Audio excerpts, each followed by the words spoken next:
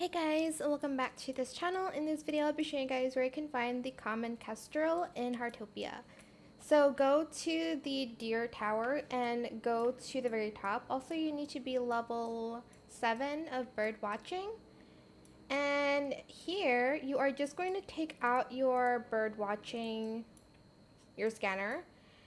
And sometimes you'll see them on top of trees. So hopefully I see one here. I did see one, but my PC, like, it was green screen, so I had to restart it, and now I can't find it anymore. I just love it. Oh, yay, I found one. Okay. So it's going to be on top of trees here, as you can see. You take a picture, and that's where you can find the common kestrel. They spawn any time of the day and in sunny and I think rainbow weather, or was it rainy? But they appear more when it's sunny.